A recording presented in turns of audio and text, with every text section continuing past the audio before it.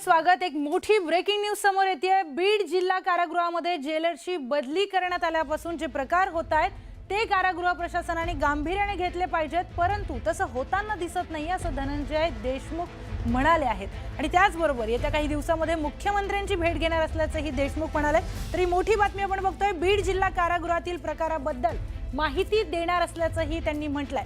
मुख्यमंत्र्यांना अर्ज देऊन कारागृहात कोण अभय देत आहे त्यांच्या चौकशीची मागणी करण्यात येणार आहे। जिल्हा कारागृहामध्ये कैद्यांना नेमकं अभय कोण देत आहे या सगळ्यांच्या चौकशीची मागणी आता करण्यात येणार आहे। धनंजय देशमुख असं म्हणालेले आहेत की मुख्यमंत्र्यांना अर्ज देऊन या सगळ्यांची माहिती आणि चौकशीची मागणी ते करणार आहेत। कारागृहामध्ये कोण या गुन्हेगारांना अभय देत आहे त्यांच्या चौकशीची मागणी करण्यात येणार आहे। काही दिवसांमध्येच ते मुख्यमंत्र्यांची भेट घेणार असल्याचं देखील धनंजय देशमुख यांनी स्पष्ट केलंय।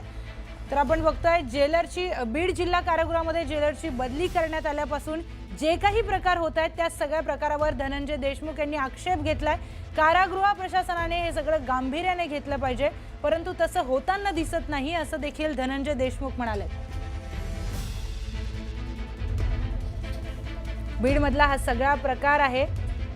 दिवंगत सरपंच संतोष देशमुख यांचे बंधू धनंजय देशमुख यांनी या सगळ्यांवर आता भाष्य केलेलं आहे।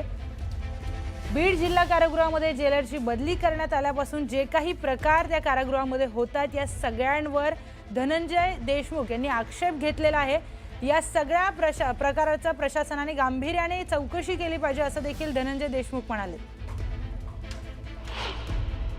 येत्या काही दिवसात सीएम साहेबांची वेळ घेऊन या सगळ्या गोष्टी त्यांना मी स्पष्ट करणार आहे आणि लेखी त्यांच्याकडे एक म्हणजे ॲप्लिकेशन पण देणार आहे की ह्या सगळ्या गोष्टी इथं सातत्यानं चालू आहेत, त्या चुकीच्या आहेत आणि यांना कोण अभय देत आहे, कशा प्रकारे यांना ट्रीटमेंट दिली जाते, तर त्या संदर्भात देखील चर्चा करून यावर गंभीर पाऊल उचलण्यासाठी मी त्यांना विनंती करणार आहे आणि त्यांची वेळ घेणार आहे।